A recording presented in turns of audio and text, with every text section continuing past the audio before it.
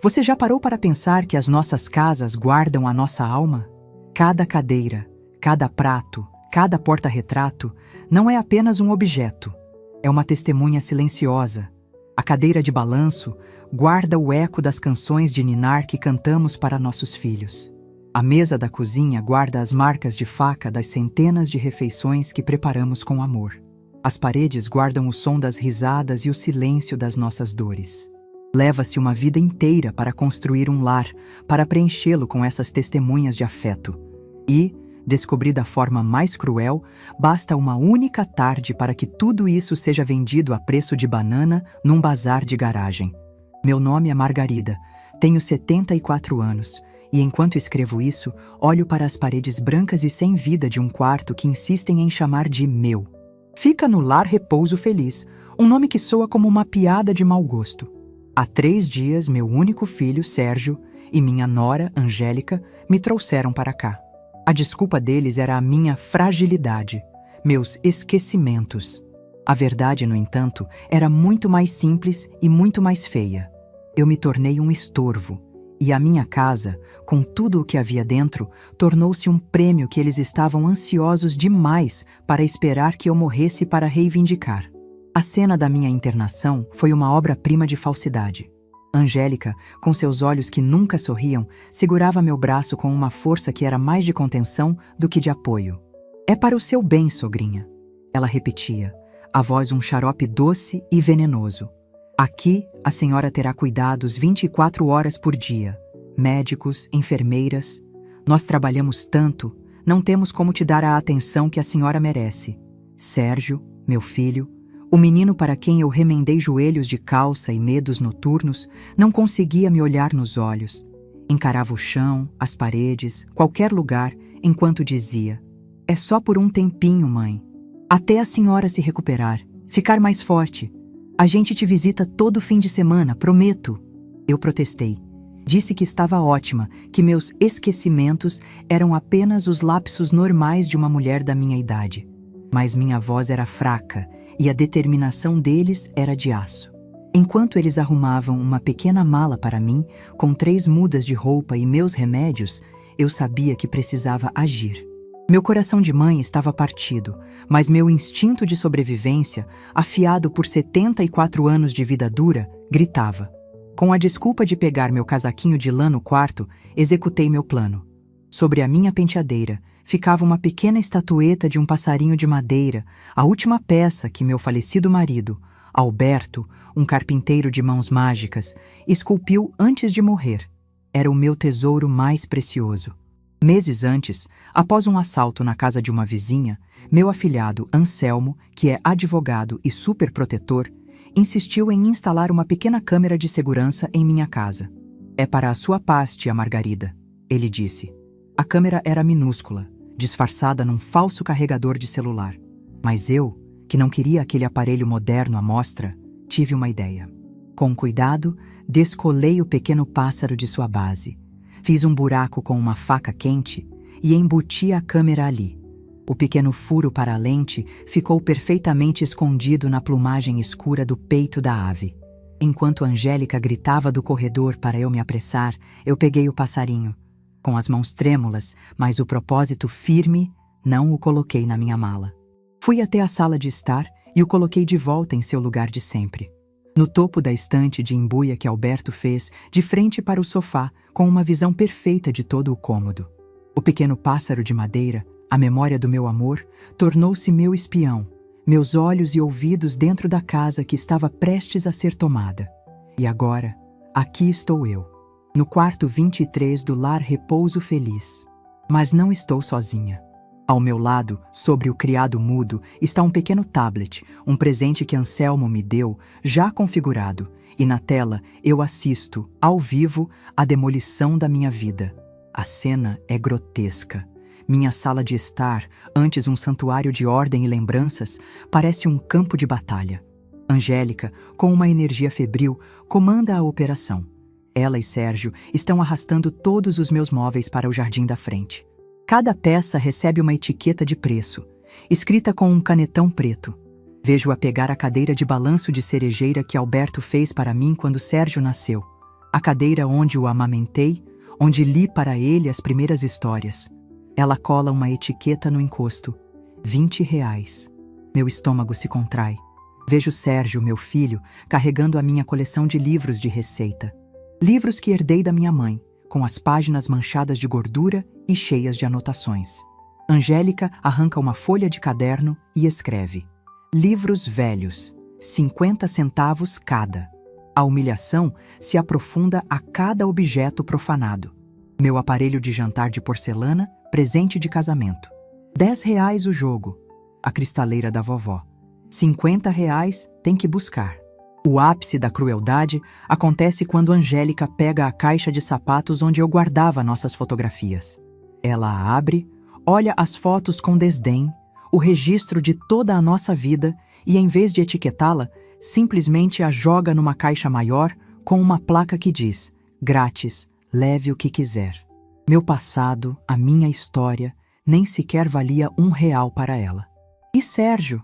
Ele está ali, um cúmplice silencioso. Vejo seu desconforto, a maneira como ele desvia o olhar quando um objeto de sua infância é precificado como lixo. Mas ele não faz nada. A fraqueza dele, a sua incapacidade de se impor à esposa, é a sua sentença de culpa. Então, vem a facada final, a que transcende a venda dos objetos e ataca diretamente a minha alma. Depois que o jardim está repleto de minhas memórias à venda, Angélica tira o celular do bolso. Ela faz uma panorâmica do bazar. Depois vira a câmera para si mesma, fazendo um sinal de joinha, com um sorriso largo e triunfante. Ela digita algo. Meu coração dispara. Eu sabia que Anselmo, meu advogado, também estava vigiando. Pedi a ele que monitorasse as redes sociais dela. Segundos depois, uma notificação pisca no meu tablet. É uma mensagem de Anselmo. Tia, ela postou, estou te mandando a foto. Abro a imagem. É a selfie dela, sorrindo, com o caos do meu jardim ao fundo, e a legenda cravada no meu coração como um punhal de gelo. Operação Limpa a Casa da Sogra, concluída com sucesso. Finalmente, um pouco de paz e espaço para renovar. Asmo casa nova, amo vida nova, aso paz. Paz. A paz dela, construída sobre a destruição da minha. A declaração pública de que eu era o entulho que precisava ser removido para que a vida nova dela pudesse começar. As lágrimas que eu segurei por 3 dias finalmente vieram, silenciosas e quentes. Mas não eram lágrimas de derrota, eram de uma fúria tão pura, tão concentrada, que se transformou numa clareza absoluta. A Margarida Boazinha, a mãe que tudo perdoava, morreu naquele instante. E a mulher que sobreviveu, a merendeira que aprendeu a ser dura para vencer na vida, tomou as rédeas. Sequei o rosto. O choro havia limpado minha visão. Peguei o celular simples que me permitiram ter, um aparelho apenas para ligações, e disquei o único número que eu sabia de cor, além do de meu filho, o de Anselmo. Ele atendeu no primeiro toque. Tia Margarida, eu vi, eu sinto muito. Não sinta, meu filho. Minha voz era um fio de aço. Sinta-se preparado. Eles estão fazendo o bazar, estão vendendo tudo. Venderam até as minhas fotografias. Eu estou vendo, tia. Estou com o coração na mão. O que a senhora quer que eu faça? Quer que eu ligue para a polícia? Posso conseguir uma liminar? Não, eu o interrompi. A polícia vai gerar um escândalo e eles se farão de vítimas. Tenho um plano melhor. Um plano mais elegante. Estou ouvindo, disse ele. Anselmo, eu preciso que você vá até lá, agora. Leve dinheiro, em espécie. Pegue todo o dinheiro que precisar na minha conta de emergência. Você tem a procuração. E eu quero que você compre tudo. Houve um silêncio chocado do outro lado. Tudo, tia? Como assim? Tudo, repeti, a voz firme como uma rocha. Cada cadeira, cada livro, cada prato, cada fotografia. Não deixe uma única peça para trás. Haja como um colecionador excêntrico, um estranho que passava pela rua. Pague o preço que eles pedirem, não pechinche. E o mais importante, meu filho, para cada item, exija um recibo. Um recibo simples, de papelaria. Mas exija que Angélica escreva de próprio punho a descrição do item e o valor, e assine. Diga que é para o controle do seu contador. Ela, gananciosa como é, não vai recusar a venda. Anselmo ficou em silêncio por um momento e então eu o ouvi. Uma risada baixa, de pura admiração. Tia Margarida, a senhora é um gênio. Um gênio. Entendido. Estou a caminho. Desliguei o telefone. Desliguei o tablet. Eu não precisava mais assistir. O meu advogado, o menino que eu vi crescer e que me chamava de tia, estava a caminho. Eles achavam que estavam vendendo o meu passado para estranhos. Mal sabiam eles que estavam vendendo a prova material e assinada de seu crime para o meu próprio promotor. O bazar de garagem estava prestes a se tornar a cena do crime. E a compradora de tudo, a vítima, estava prestes a se tornar a dona de todas as provas. O silêncio no meu quarto no lar. Repouso feliz era uma tapeçaria tecida com os fios da ansiedade e da espera. Do lado de fora da minha janela, um jardim perfeitamente aparado, mas sem alma, exibia suas flores sem perfume. Era um cenário de tranquilidade forçada, um palco onde os velhos eram colocados para esperar, em ordem, pelo ato final. Mas eu não estava esperando. Eu estava caçando. Minha mente, afiada como a lâmina de uma plaina, estava longe dali, no jardim bagunçado da minha casa, observando meu advogado, meu menino Anselmo, se mover entre as ruínas da minha vida. Sentada na poltrona de vime desconfortável, olhei para as minhas mãos, as juntas engrossadas por décadas de trabalho. Mãos que haviam amassado pão, remendado roupas, afagado uma testa febril. Mãos que haviam construído uma vida. E foi o fantasma do toque de outras mãos, as de Alberto, meu falecido marido, que me transportou para o começo de tudo. Nossa história não começou com promessas de luxo, mas com o cheiro de serragem e bolo de fubá. Conheci Alberto numa quermesse de bairro. Ele, um carpinteiro de 25 anos, com um sorriso que parecia ter sido esculpido na madeira mais nobre e olhos que viam o potencial em cada tábua de pinho. Eu, uma merendeira de 22, que encontrava poesia na alquimia de transformar farinha e ovos em sustento para centenas de crianças.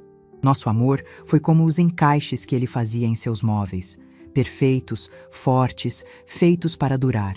Compramos nossa casinha na Vila Matilde com o dinheiro de anos de economia. Era pequena, 2 quartos e um quintal de terra batida, mas para nós era um palácio.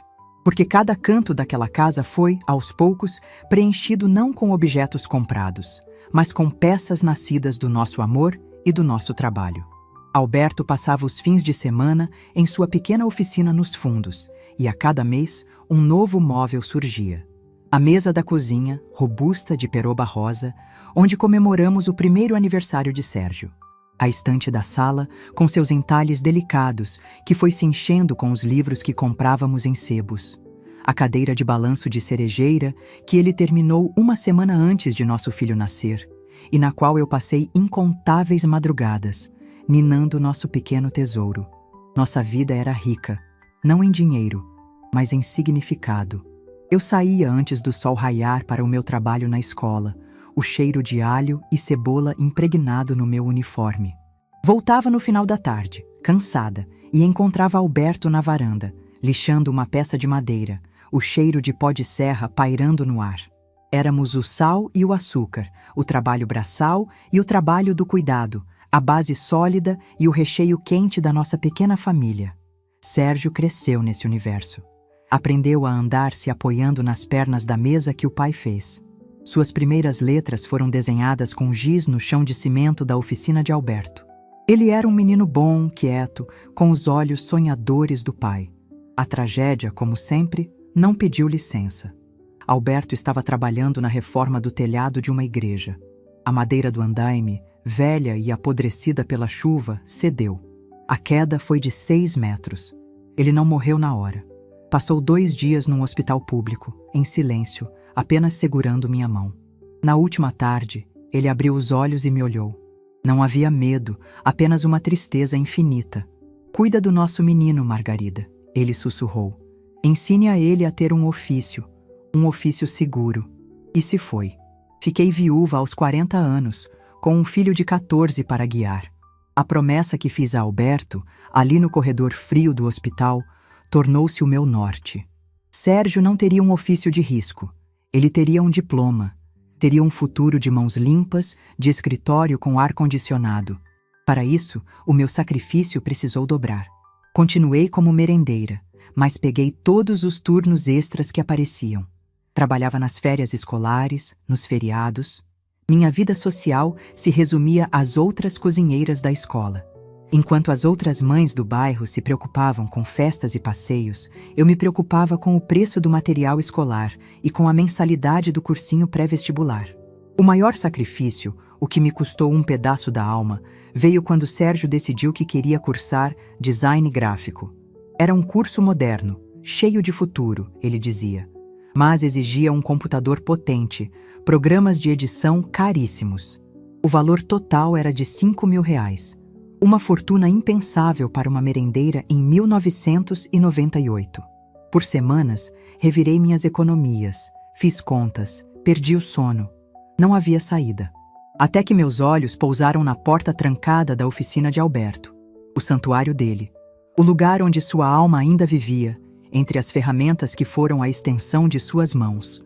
Com o coração em pedaços, tomei a decisão. Anunciei no jornal do bairro. Vendo conjunto de ferramentas para marcenaria, completo e profissional. Na semana seguinte, um jovem carpinteiro, de olhos brilhantes como os de Alberto um dia foram, veio ver as peças. Ele olhou para a serra de bancada, para a coleção de formões, para a plaina elétrica, com a reverência de quem visita um templo. "Minha senhora, isso aqui é um tesouro", ele disse. Seu marido era um verdadeiro mestre. Ele me pagou os R$ 5.000. E enquanto ele carregava, peça por peça, a alma do meu marido para fora da minha casa, eu chorei em silêncio na cozinha. Naquele dia, vendi o passado de Alberto para comprar o futuro de Sérgio. Comprei o computador. E quando vi os olhos do meu filho brilharem diante da tela, a mesma alegria que ele teve ao ganhar seu primeiro caminhão de madeira, eu me convenci de que a troca havia sido justa. Foi na faculdade que Angélica surgiu. Ela era de outra classe, a família dona de uma pequena rede de farmácias. Era bonita, ambiciosa e via em Sérgio um rapaz talentoso que precisava ser lapidado, ou seja, afastado de suas origens humildes. A influência dela foi sutil e venenosa como uma infiltração. Primeiro vieram as críticas à nossa casa. "Sérgio, querido, essa estante que seu pai fez é um amor, mas tão escura, né? Deixa o ambiente pesado." Depois, a minha profissão. "Merendeira, que nobre. Mas é um trabalho tão cansativo, né, dona Margarida? A senhora não pensa em se aposentar?" Eles se casaram. E a pressão para que eu os ajudasse financeiramente começou. O apartamento que eles queriam era caro. O salário de Sérgio como designer júnior não cobria a entrada. "É o nosso sonho, mãe", ele me disse. "Um lugar para a gente começar a nossa família, para te dar um neto." A chantagem do neto. A mais antiga e eficaz das armas.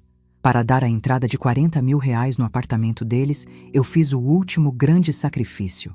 Fui ao banco e resgatei o meu pecúlio, a pequena poupança de aposentadoria que juntei por 30 anos de trabalho na prefeitura. O dinheiro que garantiria a minha velhice, que me permitiria parar de trabalhar. Entreguei a eles, e com isso, entreguei a minha independência. A partir dali, eu me tornei a rede de segurança deles. E eles, com o tempo, passaram a me ver não como uma mãe, mas como uma apólice de seguro ambulante. A mudança para a minha casa, a desculpa da fragilidade, o plano do asilo, tudo aquilo não foi um ato repentino. Foi o capítulo final de uma longa história de descarte. Eles não estavam apenas vendendo meus móveis. Estavam vendendo a memória do carpinteiro que os construiu, as ferramentas que os criaram, a aposentadoria que me custaram. Estavam liquidando, a preço de banana, a totalidade da minha vida de amor e sacrifício. A vibração do celular no meu bolso me trouxe de volta ao presente. Era uma mensagem de Anselmo. Abri com as mãos trêmulas. Era uma única foto. A foto de um recibo de papelaria, amassado e simples. Nele, a caligrafia floreada e um pouco infantil de Angélica listava: cadeira de balanço, R$ 20. 12 livros de receita, R$ 6. Aparelho de jantar, R$ 10. E no final, a assinatura dela, clara e inconfundível, sobre o valor total da compra. R$ 314,50. Anselmo havia conseguido. Ele tinha a prova. A confissão assinada. Abaixo da foto, uma mensagem de texto dele. Tia, missão cumprida. Comprei tudo, até a caixa de fotos. Estão me olhando como se eu fosse um marciano. O caminhão de frete que contratei chega em 10 minutos para buscar. O que faço agora?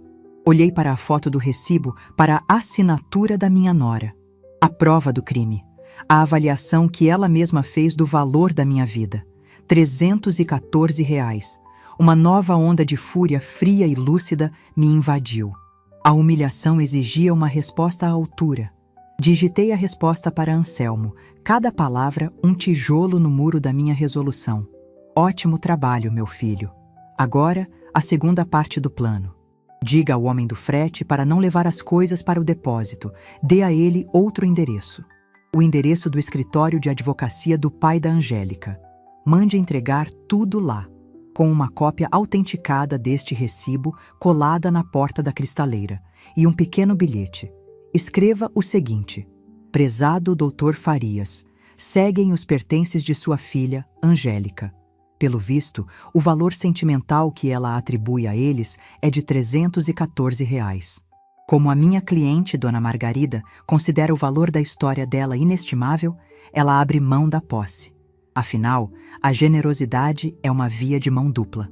Atenciosamente, Dr. Anselmo. Enviei a mensagem. E então, eu sorri. A guerra não havia acabado. Uma nova e deliciosa batalha estava prestes a começar, e eu a assistiria de camarote, do meu quarto no Lar Repouso Feliz. A manhã seguinte à minha compra foi a mais longa da minha vida.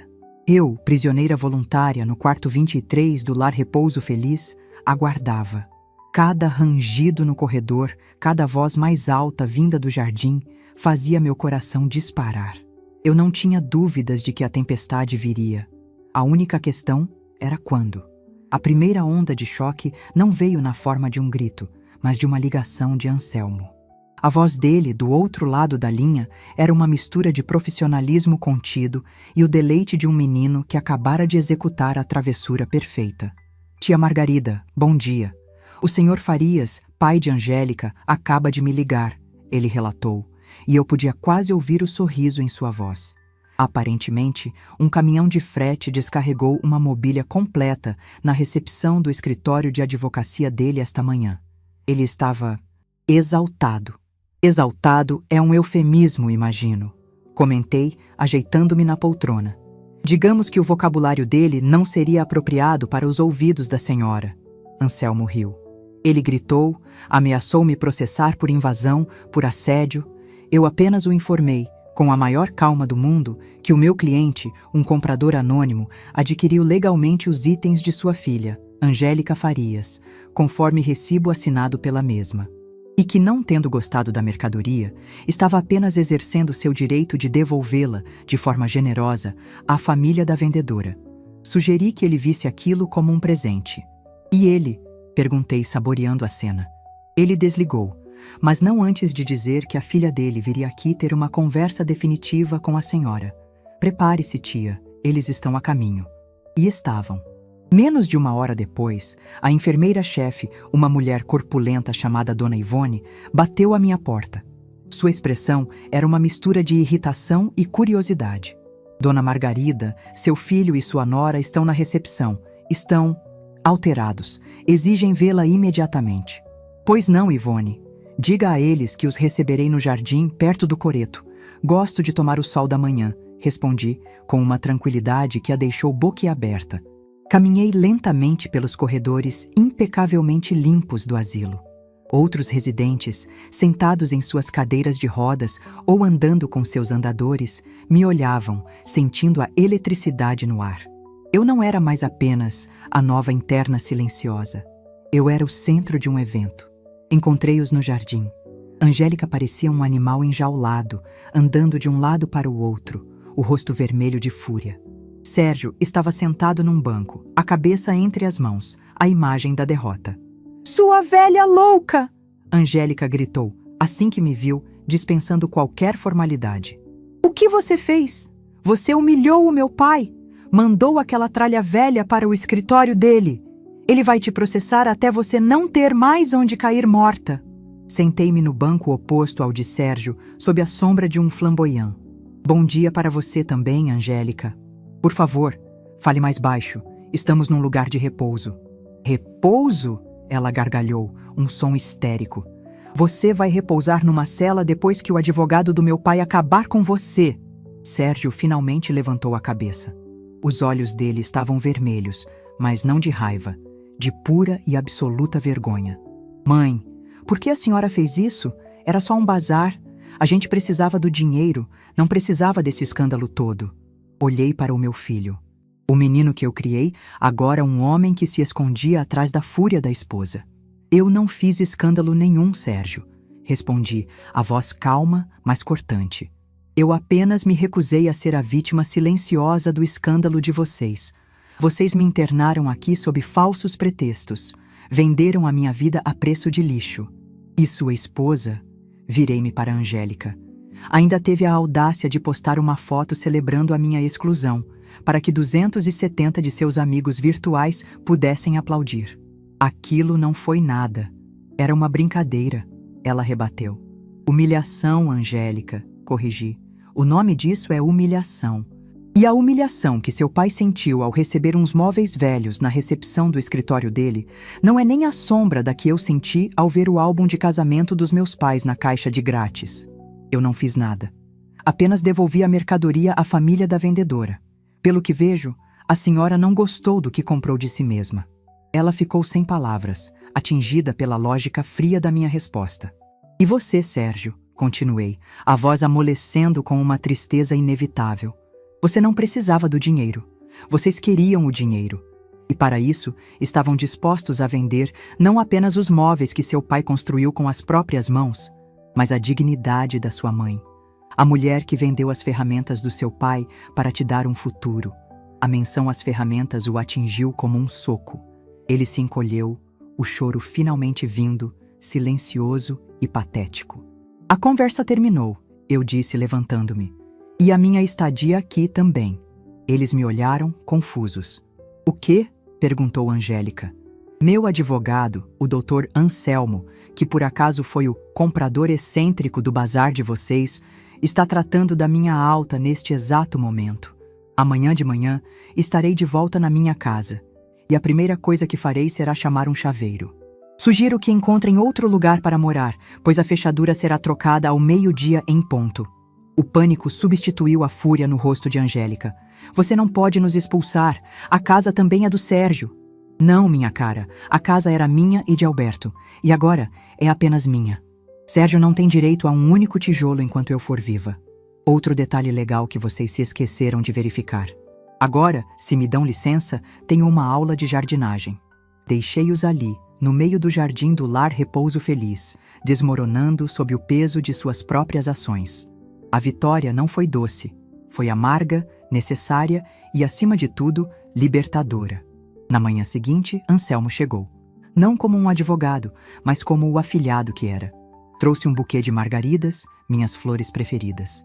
Assinei os papéis da alta com a mão firme, sob o olhar chocado de Dona Ivone. Ao sair pela porta da frente daquele lugar, não como uma interna frágil, mas como uma mulher livre, senti o sol no rosto como se fosse a primeira vez. E agora, tia? Anselmo perguntou, abrindo a porta do carro para mim. Agora, meu filho, vamos para casa. A visão da minha casa me partiu o coração. O jardim estava pisoteado, com restos de etiquetas de preço e lixo espalhados pela grama. Dentro, o eco. Os cômodos vazios pareciam maiores, mais tristes. Por um instante, o desespero ameaçou voltar. Eu estava sozinha, numa casa vazia, com uma relação rompida com meu único filho.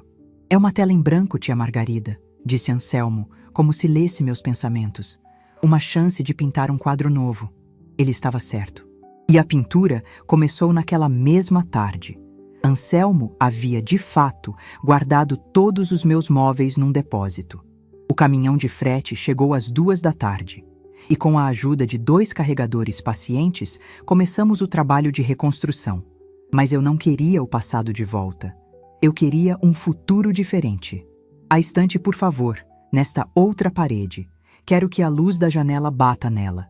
Eu instruía. A cadeira de balanço, não na sala. Levem para a varanda dos fundos. É lá que vou tomar meu café da manhã. Peça por peça, minha casa foi renascendo. Não como era antes, mas como eu queria que fosse agora. Mais leve, mais aberta, mais minha. Cada móvel que voltava ao seu lugar era um pedaço da minha alma sendo reinstalado. Ao final do dia, a casa estava quase pronta. Anselmo, exausto, sentou-se na cadeira da cozinha. "O que a senhora vai fazer agora, tia?" "De verdade?" Eu estava de pé, no meio da minha sala, segurando o pequeno pássaro de madeira que Alberto esculpiu, o meu pequeno e fiel espião. Caminhei até a estante agora limpa e iluminada e o coloquei em seu lugar de honra. "Agora, meu filho", eu disse, virando-me para ele com um sorriso sereno, o primeiro sorriso verdadeiramente feliz em muitos anos. "Eu vou cozinhar. Faz muito tempo que não cozinho apenas para mim. Acho que vou começar com um bom prato de feijão tropeiro, do jeito que seu padrinho gostava." Ele sorriu. "Posso ficar para o jantar?" "Claro que pode", respondi. Enquanto caminhava para a cozinha, sentindo o assoalho de madeira firme sob meus pés, eu soube, com uma certeza absoluta, que eu estava em casa. Não apenas na casa de paredes e telhado, mas na minha própria pele. A merendeira, a viúva, a mãe, todas as mulheres que eu fui estavam ali, mas quem comandava agora era Margarida. E ela estava com fome. Fome de comida, de paz e de vida. O banquete estava apenas começando. A vida, depois que se arranca uma erva daninha pela raiz, volta a crescer com uma força surpreendente. O solo da minha casa, antes sufocado pela presença de Sérgio e Angélica, agora respirava. E nesse solo fértil da minha recém-adquirida paz, comecei a plantar um novo jardim. As primeiras semanas foram de uma purificação silenciosa. Eu limpava cada canto da casa, não com a fúria de quem apaga o passado, mas com o carinho de quem prepara um santuário. O cheiro de lavanda e alecrim que eu espalhava pelos cômodos parecia expulsar os últimos fantasmas da amargura. Meu ateliê de costura, que ficara silencioso, voltou a zumbir com o som da minha velha máquina Singer. Mas eu não costurava mais por obrigação. Fazia toalhas de mesa coloridas, panos de prato bordados com girassóis, almofadas que deixavam a minha sala, agora preenchida com os móveis de Alberto, ainda mais aconchegante. A ideia surgiu de forma natural, numa conversa com Anselmo. Ele, agora um visitante assíduo para os cafés de domingo, olhava com admiração para a mesa que eu havia posto. "Tia Margarida, a senhora devia cobrar por isso."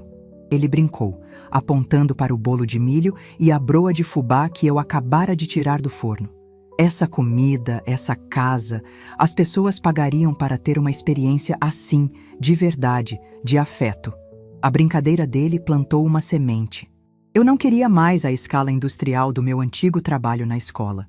O que eu amava não era apenas cozinhar, era nutrir. Era ver o rosto das pessoas se iluminando com o sabor de uma comida feita com alma. Assim nasceram os jantares da tia Margarida. O conceito era simples. Uma vez por mês eu transformava minha sala de jantar numa pequena cantina para, no máximo, 8 pessoas. O cardápio era único, baseado nas minhas memórias afetivas. Não era um negócio para ficar rica. Era um negócio para me manter viva, conectada, útil nos meus próprios termos. Anselmo, com sua generosidade de filho, criou uma página simples numa rede social, e a primeira noite esgotou em poucas horas, preenchida por amigos dele e por vizinhos curiosos. Naquela primeira noite, enquanto eu servia meu famoso frango com quiabo e angu mole, eu contava da história do prato, de como minha mãe o fazia nos domingos chuvosos. As pessoas não estavam apenas comendo, estavam partilhando da minha vida. Ao final da noite, recebi não apenas o pagamento, mas abraços, elogios e a promessa de que voltariam. Eu havia transformado meu lar num destino, minha história num banquete. Enquanto meu mundo se enchia de novos sabores e novas amizades, o mundo de Sérgio e Angélica azedava. As notícias, como sempre, me chegavam por vias indiretas, desta vez por uma das minhas novas clientes, a dona Elvira, uma senhora falante que, por coincidência, era vizinha do pai de Angélica.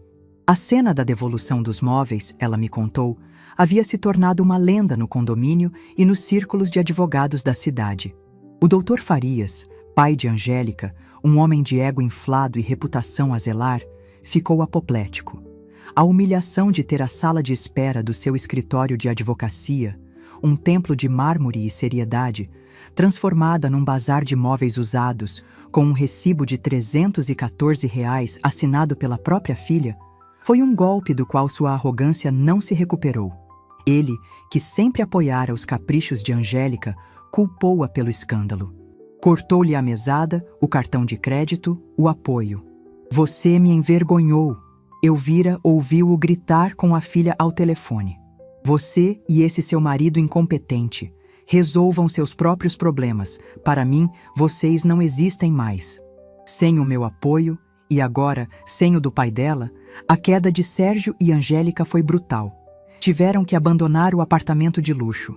Elvira me contou, com os olhos arregalados, que eles haviam alugado um único quarto numa pensão no centro da cidade.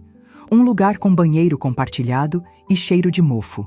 A BMW fora substituída por um bilhete único de ônibus. O castelo de areia deles havia sido varrido pela primeira onda da realidade. O casamento, construído sobre o alicerce frágil do status, não resistiu. As brigas que antes eram sussurradas tornaram-se a trilha sonora da pensão. Ele a culpava pela ganância que os levara à ruína. Ela o culpava pela fraqueza que o impedia de dar um jeito, de me dobrar. A tentativa final de manipulação veio numa segunda-feira cinzenta. Eu estava na cozinha testando uma receita de doce de abóbora quando a campainha tocou. Meu coração gelou. Era Sérgio. A aparência dele era a de um náufrago. Estava magro, as roupas gastas, o olhar vazio de quem perdeu todas as batalhas. Mãe, ele começou, a voz um fiapo. A Angélica, ela foi embora. Pegou o que restava das coisas dela e sumiu. Acho que voltou para a casa de uma amiga. Ela me deixou. A notícia não me surpreendeu. Eu não tenho nada, mãe. Ele continuou, os olhos se enchendo de lágrimas de autocomiseração. Moro num quarto sujo. Meu nome está no serviço de proteção ao crédito por causa das dívidas que ela deixou. Não consigo arrumar um emprego decente. A senhora tem que me ajudar. Sou seu único filho. A senhora vai me deixar passar fome? A palavra fome me atingiu. Olhei para meu filho, um homem de 40 anos, forte, saudável, com um diploma que paguei com o suor da minha vida, falando de fome. A ira que senti não foi quente. Foi fria como o mármore de um túmulo. Passar fome, Sérgio? Eu disse, a voz baixa, mas vibrando de uma intensidade que o fez recuar. Deixe-me te contar sobre fome. Fome era o que eu sentia nas noites em que fingia ter jantado, para que o seu prato pudesse ter um bife a mais. Fome era o que eu sentia quando comia pão com manteiga por uma semana para poder pagar o seu material de desenho. Você não está passando fome. Você está passando vergonha, o que é bem diferente. Você está sentindo pela primeira vez na vida o gosto amargo das suas próprias escolhas. Ele me olhava, chocado pela dureza da verdade. Mas eu não vou te deixar com fome. Continuei, abrindo a porta um pouco mais. Porque, apesar de tudo, eu sou sua mãe. E nenhuma mãe, por mais ferida que esteja, deixa um filho sem um prato de comida. Entre. Sente-se à mesa da cozinha. Eu vou te dar de comer. Ele entrou, hesitante, e se sentou na mesma cadeira onde, quando criança, me mostrava seus desenhos. Em silêncio, eu lhe servi um prato fundo de feijão tropeiro, o que sobrara do almoço. Coloquei um ovo frito por cima. Ele comeu como um animal faminto, sem levantar os olhos do prato. Enquanto ele comia, eu me sentei à sua frente. Eu posso te alimentar hoje, meu filho, eu disse, a voz agora mais suave. Mas não posso te devolver a dignidade. Isso só o trabalho pode fazer. Você tem mãos fortes, como as de seu pai. Tem uma profissão que eu te dei. Use-as. O caminho de volta é longo e é duro. Ele não começa com um empréstimo ou um resgate. Ele começa com o primeiro passo honesto, com a primeira parede que você projetar, com o primeiro salário que você receber, por menor que seja. Ele terminou de comer, levantou a cabeça. As lágrimas escorriam pelo seu rosto, mas não eram mais de autocomiseração. Eram de uma vergonha que talvez fosse o primeiro passo para a honra. Obrigado pela comida, mãe, ele sussurrou. De nada, meu filho. Ele se levantou e caminhou até a porta. Antes de sair, ele se virou. A senhora estava certa sobre tudo. E se foi. Eu o observei ir embora. Um homem que havia perdido um reino de mentiras e que agora tinha pela frente a dura tarefa de construir uma pequena cabana de verdades. Meu coração doía por ele, mas pela primeira vez eu não sentia a necessidade de correr atrás e consertar tudo. Voltei para a minha cozinha. O cheiro do doce de abóbora que borbulhava no fogão enchia o ar. Eu tinha convidados para o jantar daquela noite. Tinha histórias para contar. Tinha uma vida para viver. Eu havia dado ao meu filho um prato de comida, o sustento para o corpo, mas o alimento para a alma, a dignidade, ele teria que aprender a cozinhar por si mesmo. Eu havia lhe dado a receita. Cabia a ele, agora, encontrar a coragem de acender o próprio fogo. Os anos que se seguiram à expulsão de Sérgio da minha porta foram de um silêncio profundo e transformador. Para ele, foi um silêncio de penitência. Para mim, de renascimento. A minha casa, antes um lugar de memórias agridoces, tornou-se o epicentro de uma vida vibrante que eu nunca me permitira ter. Os jantares da tia Margarida floresceram. Minha pequena mesa de jantar tornou-se um dos segredos mais bem guardados da cidade. Um lugar onde as pessoas não vinham apenas para comer, mas para se conectar, para ouvir as histórias por trás de cada prato, para sentir o calor de um lar de verdade. Fiz amigos que eram mais família do que a que o sangue me dera. Criei uma rotina de paz, preenchida pelo trabalho que eu amava, pelas caminhadas no parque e pelas risadas em minha varanda. A ferida deixada por meu filho e minha nora, embora nunca fosse desaparecer por completo, havia cicatrizado, transformando-se numa marca que me lembrava não da dor, mas da força que descobri possuir. De Sérgio, as notícias eram raras e fragmentadas, trazidas por Anselmo ou por velhos vizinhos. A história dele era uma descida lenta e dolorosa ao fundo do poço da realidade. Sem o meu apoio, sem a muleta financeira do sogro, ele se viu completamente só. O nome arquiteto já não lhe servia, pois sua reputação no pequeno mundo do design e da construção civil ficara manchada pelo escândalo. Descobri que ele estava morando numa pequena república no centro da cidade. E para sobreviver, havia voltado ao trabalho mais básico e honesto que existe: o braçal. Estava trabalhando como ajudante geral numa empreiteira de obras. O homem que um dia teve vergonha das mãos do pai carpinteiro, agora passava os dias carregando sacos de cimento e empurrando carrinhos de mão. A imagem me causava uma dor profunda de mãe, mas também um respeito relutante. Ele não estava se vitimizando. Estava, à sua maneira, pagando a própria dívida com a vida. Passaram-se quase 3 anos de silêncio quase total entre nós. E então, numa manhã de sábado, o carteiro me entregou uma pequena caixa de papelão, sem remetente. Abri com cuidado. Dentro, aninhado em palha, havia um objeto que fez meu coração parar por um segundo. Era um passarinho de madeira. Não era uma das obras-primas de Alberto, com suas linhas perfeitas e seu acabamento liso. Este era tosco, um pouco desajeitado, a madeira mal lixada, as asas ligeiramente assimétricas. Mas havia nele um esforço, uma dedicação, uma alma que eu reconheci imediatamente. Debaixo do passarinho, um bilhete. A caligrafia, antes apressada e arrogante, agora era cuidadosa, humilde. Mãe, passei o último ano, nas minhas horas de folga, aprendendo a usar as ferramentas do vovô. Encontrei um jogo antigo delas num antiquário. Ainda não sou muito bom. Minhas mãos são desajeitadas, mas eu precisava tentar. Precisava sentir o que o vovô sentia. Precisava construir algo com as minhas próprias mãos, em vez de apenas vender o que os outros construíram. Este é o primeiro passarinho que se pareceu com um passarinho. Eu queria que a senhora o tivesse. Não como um pedido de perdão, porque sei que ainda não o mereço, mas como um relatório de progresso. Com amor e com vergonha, Sérgio. As lágrimas que caíram sobre o bilhete não foram de tristeza. Foram de uma esperança que eu pensei ter morrido. Meu filho, ele não estava apenas trabalhando, estava se reconstruindo a partir da madeira, a partir da memória de seu pai, a partir da essência da nossa família. Ele estava, finalmente, honrando o legado de Alberto. Naquela mesma tarde, eu lhe telefonei. Ele atendeu no primeiro toque, a voz surpresa e ansiosa. Alô? O seu passarinho é a coisa mais linda que eu já ganhei na vida, meu filho, eu disse, a voz embargada. O som do alívio e do choro contido do outro lado da linha foi a nossa verdadeira reconciliação. A partir daquele dia, começamos a reconstruir nossa ponte, tábua por tábua. Ele passou a me visitar aos domingos, não mais para pedir, mas para partilhar. Trazia pão fresco da padaria, me ajudava a consertar uma torneira que pingava.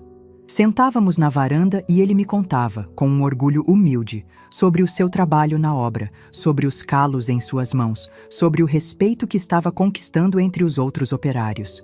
Ele estava se tornando um homem de verdade. Um dia, ele chegou com uma notícia: havia sido promovido.